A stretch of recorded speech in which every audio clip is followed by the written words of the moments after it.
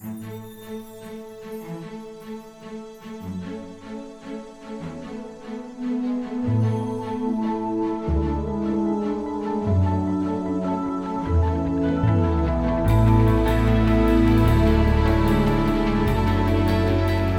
acknowledge our university and community supporters, the University of Iowa's international programs and the university's honors programs. They contribute vital time, talent, and logistics to our organization. I also want to thank the Stanley UI Foundation Support Organization for their financial support, and particular thanks to today's special financial sponsors, Mason K. Braverman and the law firm of Hayek, Brown, Moreland, and Burgess. Our programs are made possible by the financial support of these sponsors. So, without further ado, I'm very pleased to introduce our speaker today, Melissa Tully. Melissa Tully is an assistant professor at the University of Iowa School of Journalism and Mass Communications. She received her Ph.D. From the University of Wisconsin-Madison. Melissa studies media technologies, international communications with a focus on media, philanthropy, and nonprofit communication in developing countries. She's conducted research in Kenya, Ghana, and Burundi.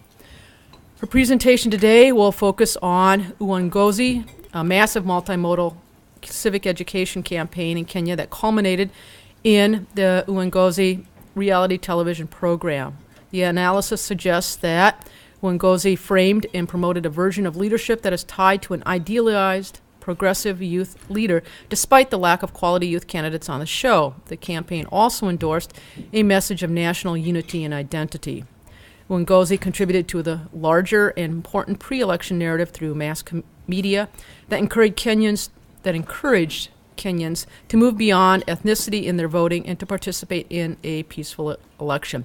Please join me in welcoming Melissa Tully.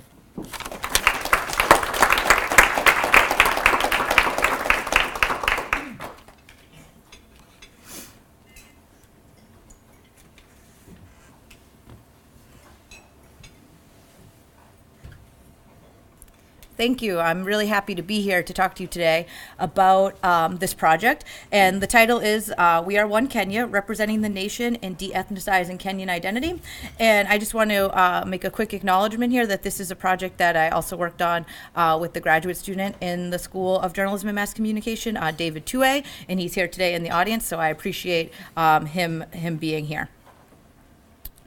Okay, so let me just start by giving you some overview and context for this project. So I'm going to talk a little bit about reality TV in a global context and how it's been used in different countries to promote and connect with certain versions of identity and certain versions of national identity. So just to give you a little bit of context on this kind of project, then talk a little bit about Kenya and what was happening in Kenya during the time that this campaign launched. So to really understand this campaign, it's important to understand the Kenyan political landscape.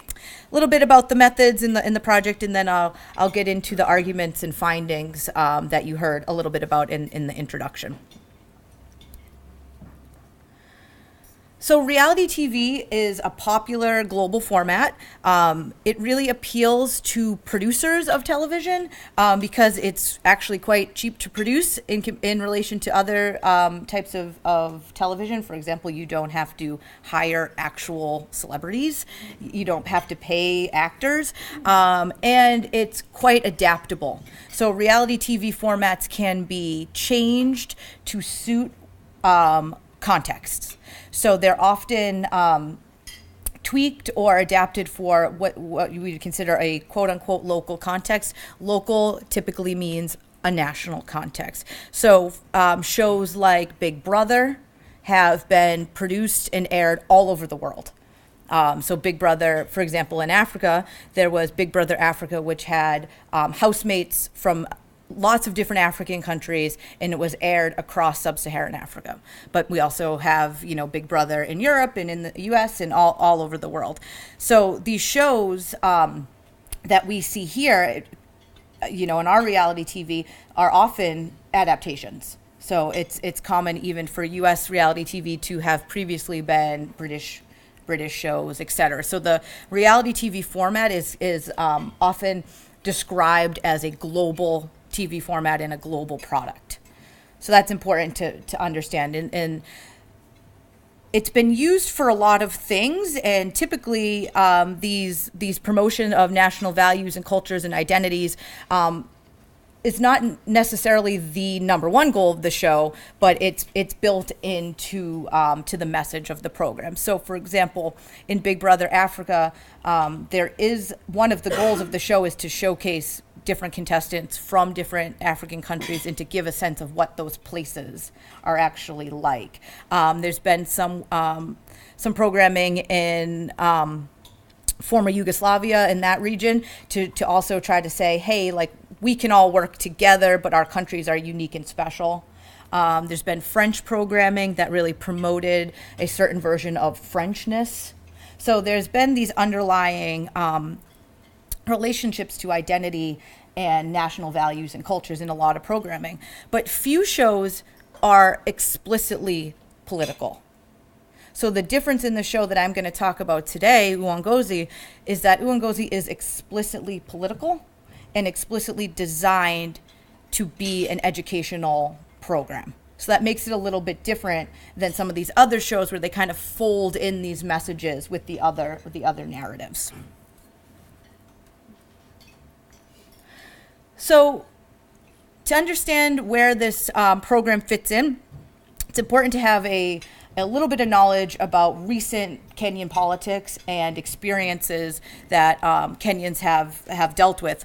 So the 2007 election was marred by political violence. So after the election, it was pretty clear to many people that the election results were rigged.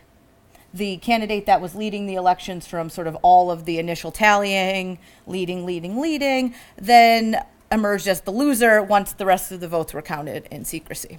So you can see how this didn't really feel very, very good for people.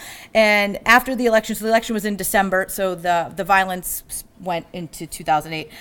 There was politically motivated violence on the sides of both candidates. And not only was it political violence, but a lot of it had an ethnic undertone to it. Because during political periods like elections, politicians in Kenya have been known to try to tap into ethnic ties, to say, where I'm your person, you know, we're of the same. And that has led to violence. And there's been election violence in Kenya in the 90s and 2000s, but nothing reached the large scale that the 2007-2008 period did. So many people were killed and hundreds of thousands were displaced. So displacement was a huge problem. There are still internally displaced people in Kenya. The issue also led to investigations by the ICC. So Kenyan politicians, that's the International Criminal Court, the Kenyan politicians were charged with crimes against humanity. It was a really big deal because there was evidence that politicians were, if not directly participating in the violence, encouraging it to occur. So this period in 2008 finally ended with basically a coalition government with the president that was elected in that election, and then the prime minister being the candidate that lost, and then an evenly divided parliament. So this election brought a lot of political issues to the forefront, but one thing that it did is it reignited talks about coming up with a new constitution. So ideas of changing and developing a new constitution have popped up in Kenya since its independence in the 60s, but this period really got people thinking about this again. So in 2010, there was a constitutional referendum and it passed. So a new constitution was adopted in 2010, and the process was a very peaceful process. So people voted. There were people who were, vying yes and no. It had all of the flavor and outcome of democracy. And people, commentators, people watching the process, journalists, et cetera, were really excited about this period because they thought it really looked good for the next election. It showed that Kenyans can participate in a peaceful process and make change. So this constitution is actually at the heart of Uongozi and at the heart of the project because it changed a lot of things about how people would vote. So it added governors, for example. Governors were not a position in Kenyan politics. So the new constitution brought in 47 counties, and those counties now had governors. So people had to learn about the new structure and how to vote in this format. So all sorts of changes were ushered in with the new constitution, and many of them directly affected the voting that was going to occur in the next election. The presidential election was originally scheduled to be held in 2012, but it got pushed back twice, and it actually didn't occur until March 2013. So Uongozi, which is both the term for the overall campaign, which I'll describe a little bit more in a minute, and the program, which is the reality show, it was basically launched 6 months or so prior to the election, and it involved a number of elements related to civic education. So it was billed and presented as a civic education campaign that was going to rely heavily on media, both mass media, television, in relation to the show, but also social media, mobile communication, particularly text messages, and on the ground events that they called road shows. So during these road shows, they would bring, big trucks with, music and all of these folks, and they would be talking about the show, Uongozi, and actually trying to get people to sign up to participate, to put in an application to be a contestant. But they'd also be handing out pamphlets about the new constitution and how to vote, and, kind of trying to tie everything together and tie everything to civic education. So it was a really large-scale campaign. So Uongozi means leadership in Swahili.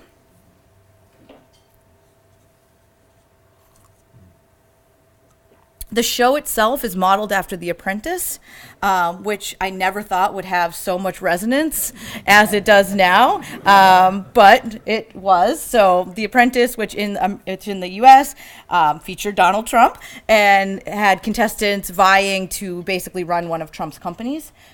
And in the Uongozi, they basically, instead of having contestants, they had candidates who they chose, and I'll talk a little bit about how they chose people. And they were basically vying to show that they could be political leaders. It wasn't as if winning the show then meant you were going to run for office, but it was meant to show that you had the skills to be a political leader. And obviously there has to be prizes that get people to do these things. So the winner received a cash prize to implement a community project in his or her community. That was part of the selection criteria to how they picked people, was what was their community project. They also won an opportunity to travel around the world to go to 6 different leadership institutes and learn about good governance, and they got a stipend to do that. So there was a number of prizes. But the show was really billed as an opportunity to bring out new voices, bring out new political voices, and to say that we have Kenyans, particularly young Kenyans, which I'll come back to, who could be successful political leaders and who have a vision and goals that are beyond their own success. So as you can see, the goal here was, and this is from the Uongozi website, is to give a platform to a new crop of young and visionary leaders in Kenya by challenging the values with which we choose our leaders. So this idea that we should choose people based on issues and values, not based on ethnicity or kinship or the fact that they have been a politician before. So this was a main purpose. I'll show you some of the materials from the campaign, just so you can get a sense of what it looked like. So this "Can you lead us" was a tagline that they used throughout. And you can see just from the little images there, they tried to show lots of kinds of people, young people, in different environments. This photo at the bottom is what the roadshow truck looked like. So it has the campaign materials on it, and then it could set up as a stage, and there was music and stuff. And then leadership is changing, and it explains the show and when it's going to air and all of that good stuff. So they did a lot of work on the front end to pump people up and get them excited. I'm going to show you 2 clips right now to give you a little bit more of a feel of what it looked like and felt like. So this first video is a promotional video that was available on YouTube. So I'll show you this, and then I'll also show you a clip from the first episode of the show.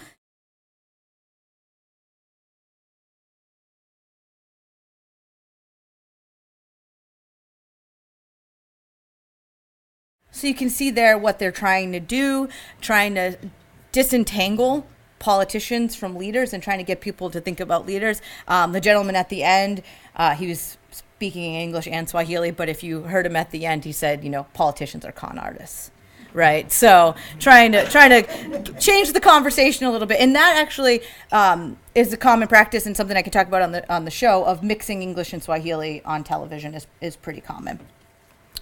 All right, this is a clip of the opening of the first episode. So the first 4 episodes were actually about selecting the contestants. So I'll show you just a little bit of this.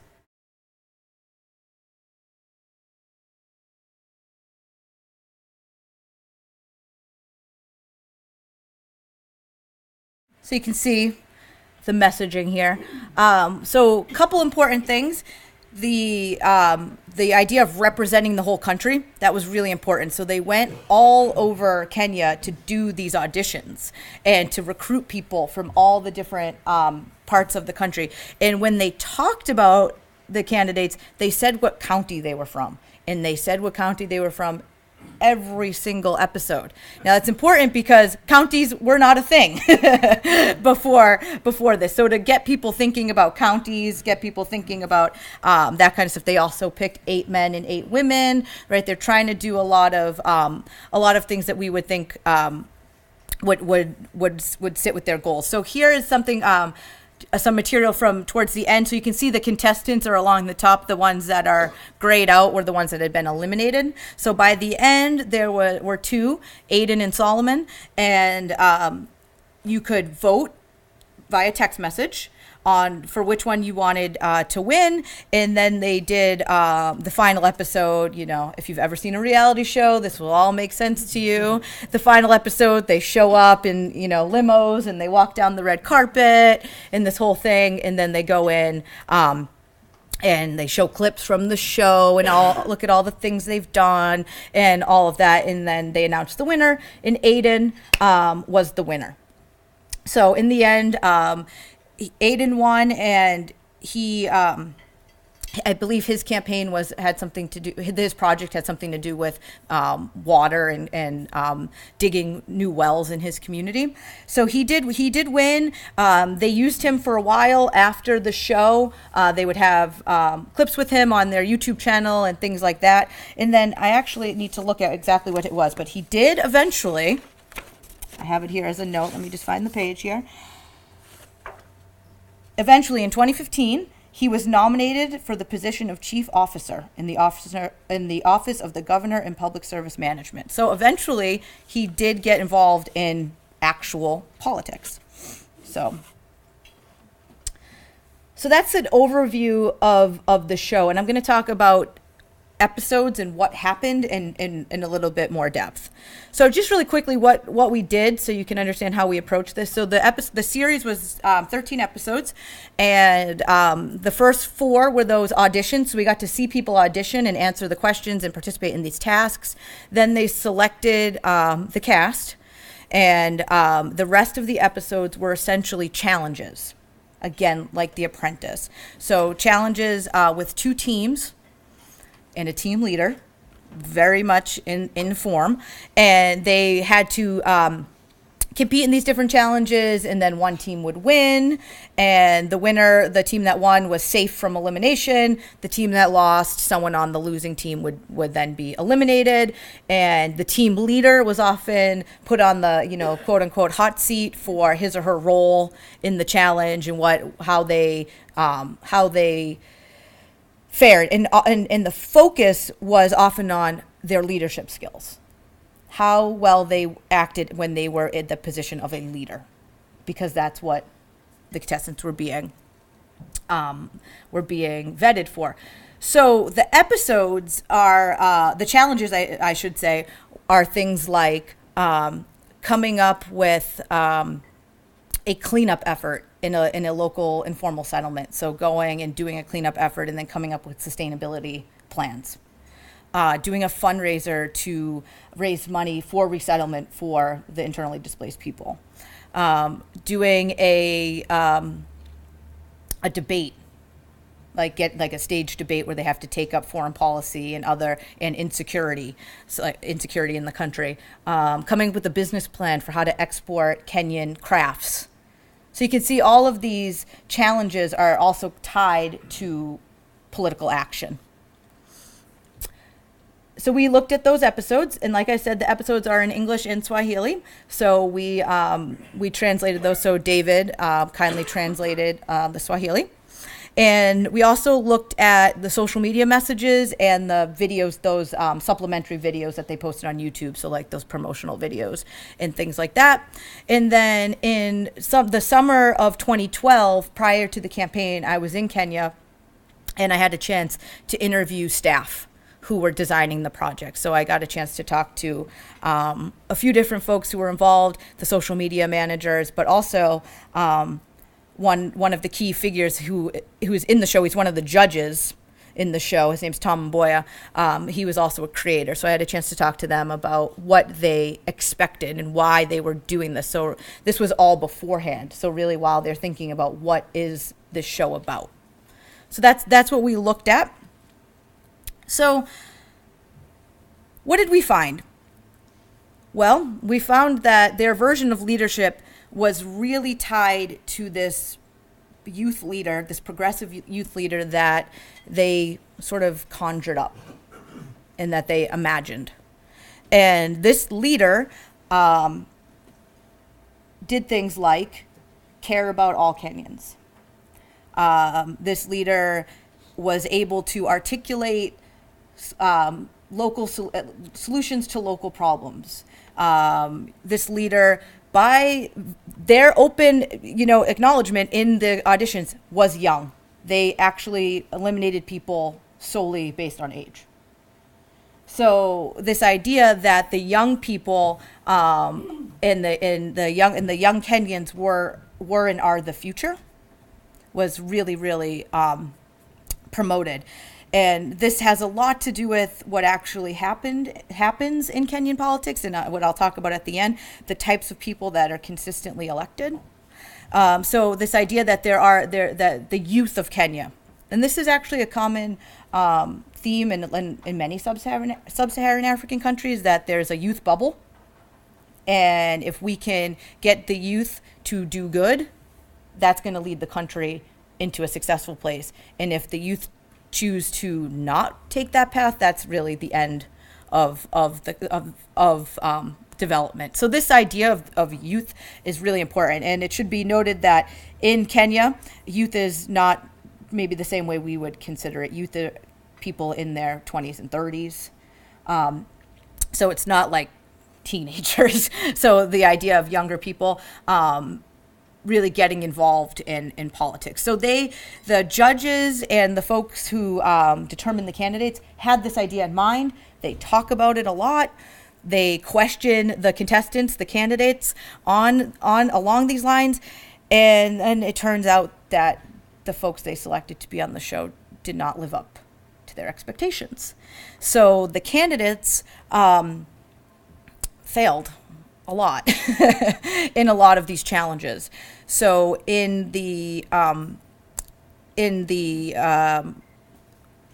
example am I trying to think of now? Oh, for in the IDP challenge, when they're trying to raise money for for the internally displaced people, they are unprepared to answer questions from the folks. So they're trying to gather money from people who are going to a shopping mall, and people are asking them, "Hey, this is not my problem. This is our government screwed this up. Our government should be the one to deal with this," and they're just ill prepared to answer any questions. In the real issue where this really breaks down is when they are supposed to prepare for the policy discussion, and they just do a terrible job. So they get up on stage and they just start putting, now I don't know if you guys have ever seen this in politics, but they just start putting on a show. They're not talking about substantive issues, right? We're not familiar with that, but you could probably imagine. So they just start putting on a show, and the judges are extremely frustrated and embarrassed. And then in the questioning, after the challenge, they come to learn that one of the groups did not do anything beyond the hour of preparation that they had when they initially met, which is clearly not what the show, not what they would like them to do. So throughout, and actually in that episode, one of the judges says, "We would eliminate all of you if we could." So you can see, and this comes up a few times, this tension between what they want and what actually occurs. So that's one part, and that, and that's partially about the quality of the candidates. But a bigger issue is behind the motivation in the design of these actual challenges. So in the cleanup effort one, when they go to this informal settlement, it's very obvious that they don't understand local dynamics in that community. So they tell the contestants to go to this community and recruit volunteers from the community to help them clean up the garbage, help them do all of this stuff, and to work with these folks, and then in the end to present them with sustainability ideas. They give them very strict rules that they cannot pay the people to help them. Okay, fine. But they also tell them giving them water would be considered payment. So not only are they asking people who live in an informal settlement to give up a day's work to come help them, they tell you, "We can't give you anything to eat or drink." As you can imagine, this did not go so well. People were not pleased. They were annoyed that they were being asked to give free labor. They were also quite frustrated that a group of well-dressed outsiders with a TV crew who had water, and they didn't.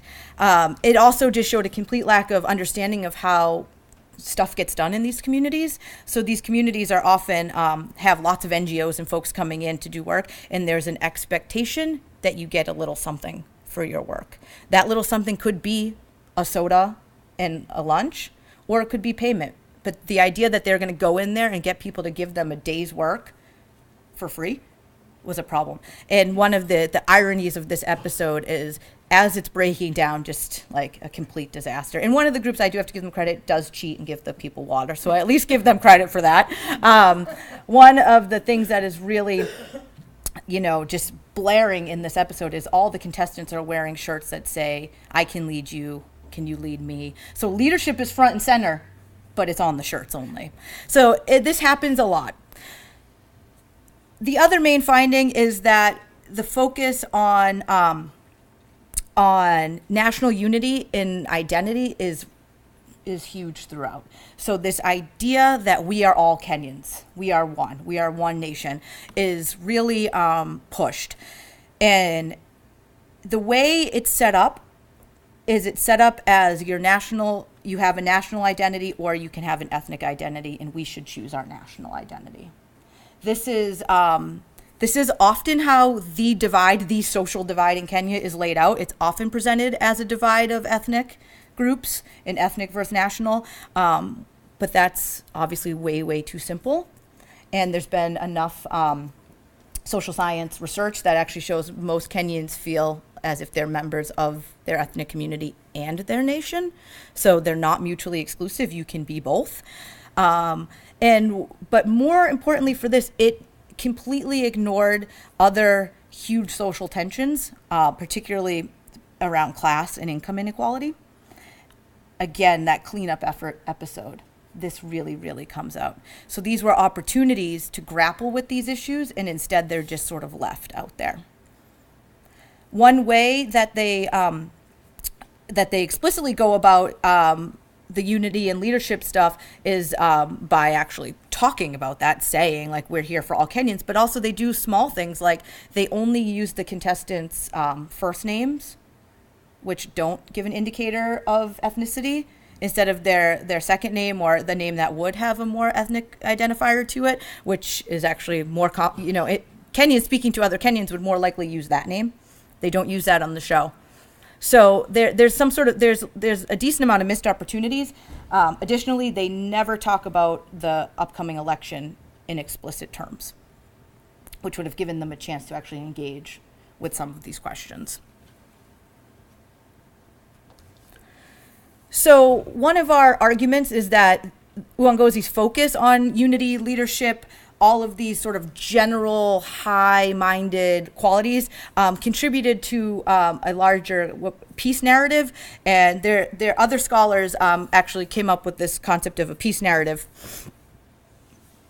And we see Uongozi fitting into that. So the peace narrative really did permeate the pre-election period. So there were political debates, for the first time televised political debates between the candidates. And other folks have argued that those were essentially just meant to say to everyone, please be peaceful when you vote. And they were much more a display, again, of sort of show-offness, like to show like, hey, we can do democracy right. And so this idea, one of the problems with it is that it equates peace with democracy, and it really limited the range of political conversation. So to talk about things that could be contentious or to talk about things that might actually spark conflict, that was sort of off the table. And this is just an example of a tweet that Uongozi put out there, and it says, "Good morning, thank you everyone for coming out to vote and keeping the peace. Kenyans are amazing." This idea that a peaceful election equaled a successful election was a huge theme throughout the pre-election period. But that doesn't necessarily mean that democracy has taken hold. A peaceful election does not necessarily mean a democratic election. So to summarize, the leaders in leadership, progressive, non-ethnic, youth, all of these ideas, this commitment to all Kenyans, challenges on the show really designed to show these skills, which then didn't really pan out, but at least in theory. Diminishing of tensions to promote this unity. One of the most explicit ways that it's promoted throughout the shows is through the team names, Wazalendo and Kenya Moja, which means patriots in One Kenya. Those team names were selected in the very first episode after the contestants were picked. And one of the interesting things is those names, they pick them, but those names stay the same even when team members move around. So if you've seen these shows, when people are eliminated, other people move around. So this idea that the team is still Kenyan.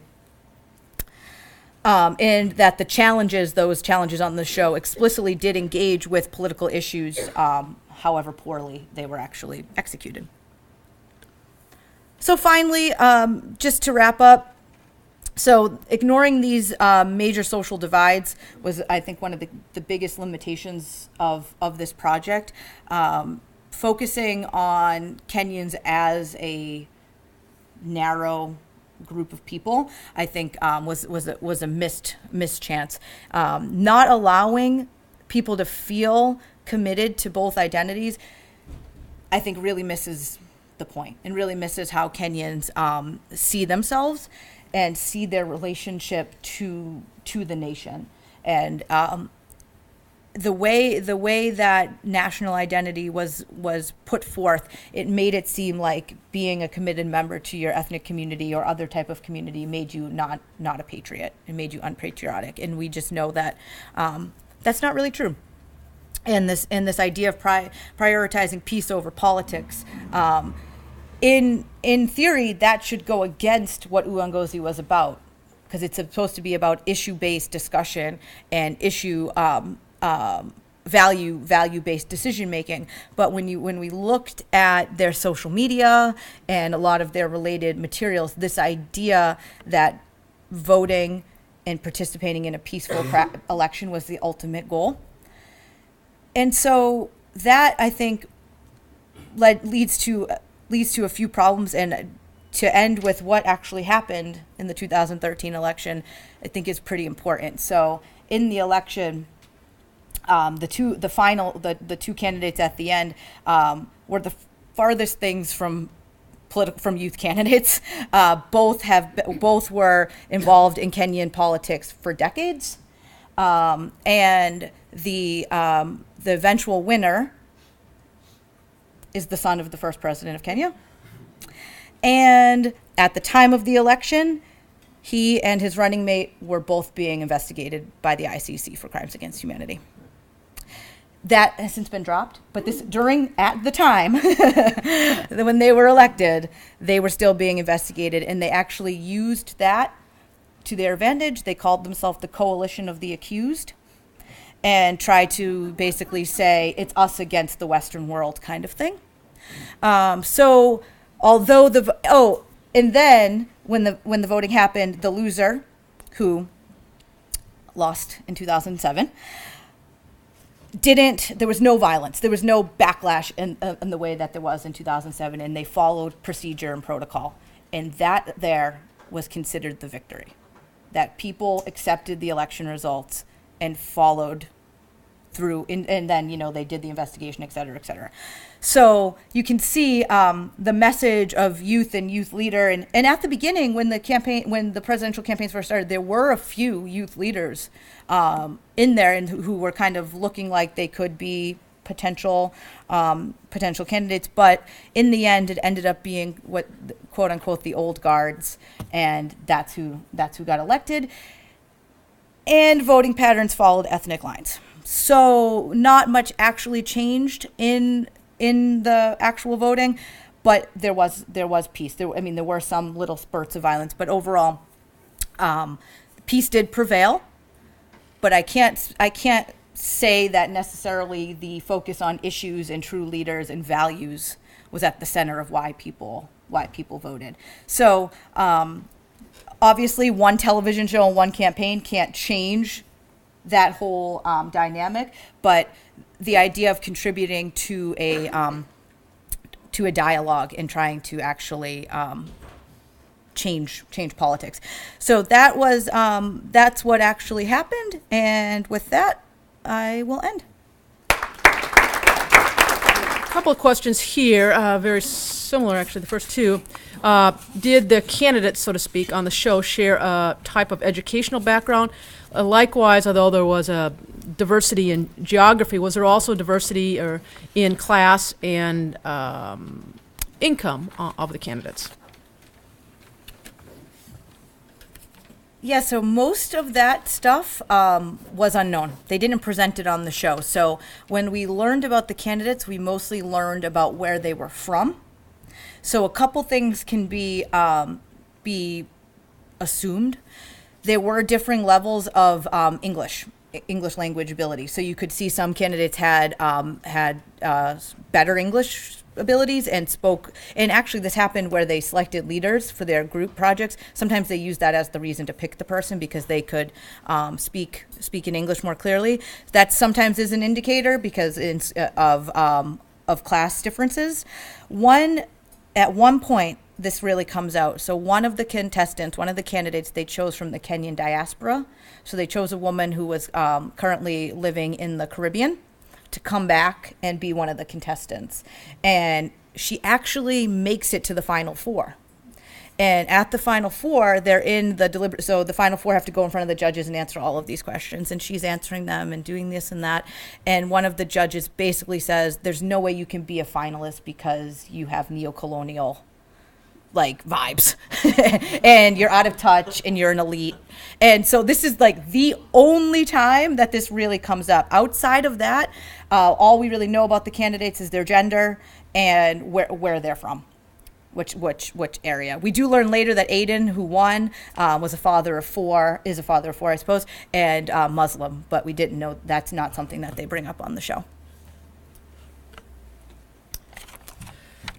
What brought Uongozi into being? Was it an NGO, the government, particular rich expat from Kenya living in the Caribbean?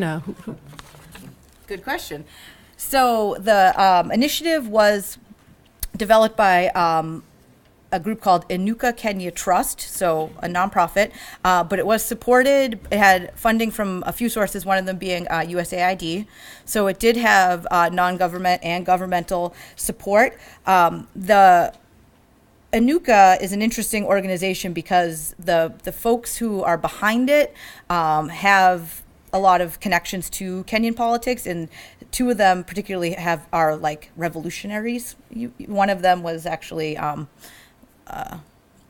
like kicked out of Kenya for a little while, So it's a group that has a lot of ties to politics, but it technically is an NGO. But they had a lot of money coming in from different funding agencies, and they also partnered with the Nation Media Group, which is the largest private media house in Kenya. So they aired it on their television program, but they also got coverage in their papers, both advertisements, but also like journalists wrote about it. So they did partner with private media as well. Next question is very similar. Were there any accusations that Uongozi had an ethnic or political bias or agenda, so to speak? That I actually don't know. We didn't really look much into the response to the campaign beyond Twitter. And what we looked at on Twitter was particularly how people engaged with the Uongozi Twitter account. So I don't know if there was certain backlash. But one thing that is interesting, and I don't know why this happened, but the judge, though, like I mentioned, there were judges. In the first couple of episodes, one of the judges is John Githongo, and he's the fellow that I was talking about who has a long history with Kenyan politics and sort of being a revolutionary. He was on the show, and then he was not on the show, and they replaced him with a different judge. I don't know why, if that had to do with him, maybe people saying, hey, he's a little, too far out there. I don't know. That's pure speculation. The only things I know about how the response is that, according to USAID, it did really, really well. It had millions of viewers. It also had tons of, according to them, interactions on social media. So by those metrics, it seemed to do pretty well. On social, on Twitter, we did see people kind of making fun of it sometimes, like when they did something where they said, tell us why you're Kenyan, and they would say like, I'm Kenyan because, and people gave these really sort of cheeky responses. And so there's a little bit of that going on, but I don't actually know overall, did people think it had an agenda that was outside the scope of what it said it was. You referenced what happened in the national elections, but since these were the new county elections, were any youth leaders, so to speak, elected at the governor or the county level? I do believe so. David, do you know about that a little bit? I think that there were some at the governor level. I would say less youth at the governor level, but at the members of Congress, a lot of young people. So maybe not at the governor level, but elected at lower levels. So yeah, so that's a really good point. Maybe one place to actually see change has to start with, these smaller offices and people moving up. There have been some interesting politicians in Kenya on the national level who are really trying to speak about youth agenda and, using rap music and using slang and other ways of trying to connect with younger people. So even if they don't win, the idea that they are even in the conversation and participating is definitely a step ahead. And Kenya also has a youth, I think it's called like Youth Agenda something, one of those plans to get more young people in politics by whatever year. So it's definitely a concerted effort. But I think looking at those local elections, it would be a good place to see how it's kind of taking off or not. And again, somewhat related to that question, do we know whether any of the other contestants, that is not those that didn't make the top four, to see if they became involved in politics at all? I don't know that, but I do know that there was one contestant who turned out that he lied about his credentials, and he lied about a number of things. And he kept going around talking about how he was connected to Uongozi, and they had to put out statements and go against to say we don't affiliate or associate with this gentleman. So I don't actually know if anyone else had any political successes. The only other one that they really ever follow up with is Solomon, who came in second, but that was only really at the beginning. So the only person they've tracked since the episode aired has been the winner, Aiden, who obviously did get involved. How big was the audience? Was there any sort of Nielsen rating or any other way of trying to determine the sort of the percentage maybe of households who are watching Uongozi? And also, did it increase or decrease from the first episode? So I do have some numbers. Let me just find them in the paper here. Okay. So I mentioned USAID, and so these numbers come from them. So take that for what you will, considering they were a key funder. They say that 12,000 people applied to be contestants. We actually heard that in the clip. And the show reached over 9 million Kenyans through television and radio, over 5 million through print, and over 3 million through social media. Those are their numbers, and I don't know how they tracked them, but that's what they said. And after the show aired, they really did tout it as a success in terms of reach. So those are from USAID. Have any other countries, either in sub-Saharan Africa or any other parts of the world, taken on a similar project? And also, what do you think? Do you think a project similar to this is needed or would work here in the U.S. so we could perhaps select better leaders? I don't know if it's been picked up or adapted for other countries. I know that was something that the funders and folks were talking about, because that, is actually a common practice, like I mentioned at the beginning. I do know that in Kenya they were talking about the possibility of doing another program, before the next election. But I don't know if that's actually in the works or it's going to come out.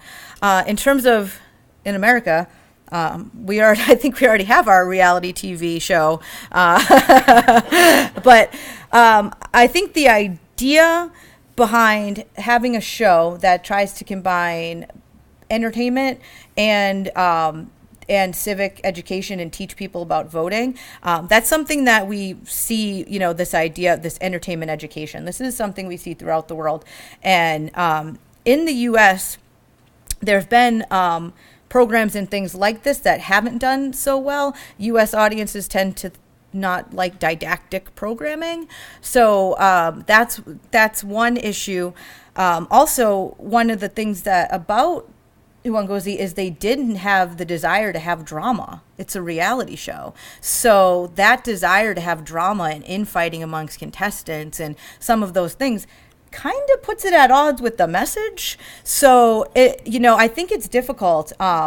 Additionally, the Kenyan media landscape around elections is much different than here. So I briefly mentioned they had their first televised debates prior to this election.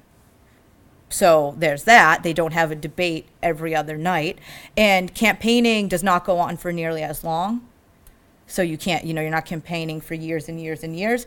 And additionally, that structure, the change in the government structure was such an important element that, I don't know if we'll see something this large scale in the next election, because people are much more familiar with how the Constitution works and things like that. So I think here, in this context, it would be difficult to develop something new that would actually attract the broad audience that we would need to attract to make it work, particularly with the amount of coverage of campaigns that we already have, 24-hour cable news, all of that.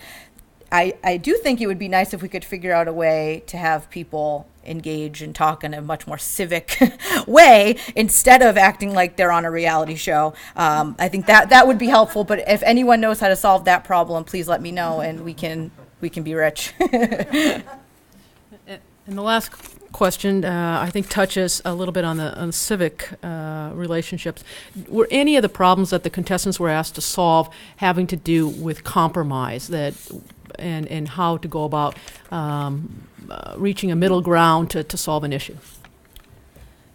Yeah, compromise and working together was actually at the heart of a lot of the challenges. One in particular, and this was one of the early ones, they were tasked with going into a market, like where they sell produce and goods and things like that, and with starting a hand cart business, so where you take goods and you move them around on a cart. And in that challenge, they were supposed to work with each other in their group, but they were also supposed to work with the local hand cart operators who were already there. And actually one of the quotes that we rely on in the paper is when Aiden, the team leader, can tell that one of the fellows doesn't want to work with him, and he says basically, "Hey buddy, we're both Kenyans, help me out." Not taking into account that any business that they get takes away business from the local operators, in the way you won the challenge was getting the most business. So again, being a little tone deaf to what actually would work. But the idea of compromise and working together in the teams was really big. And then when they were doing the task, so oftentimes in the post challenge, like the debrief, when the judges are asking them questions, that's where they hit them. They hit them hard on not working together, and they hit the leaders of the groups really hard on not doing a good job of bringing the other members on board, of addressing people's concerns. If someone wanted to approach it this way and someone wanted this way, of just not even having a dialogue about just picking one. So that was actually a big part of those conversations and those debriefs was, okay, we want leaders to be people who can help solve problems. Show us that you can do that. And so collaboration and teamwork was essential. And that, unfortunately, concludes our program. On behalf of the Iowa City Foreign Relations Council, I want to thank Melissa Tully for her presentation. I think it deserves another round of applause. Also want to thank our sponsors, the UI International Programs, the UI Honors Program, and of course Stanley UI Foundation, support for their generous financial support. Again, also thank other financial sponsors for today, Mace and Kay Braverman, and the Hayek Brown, Moreland, and Burgess Law Firm.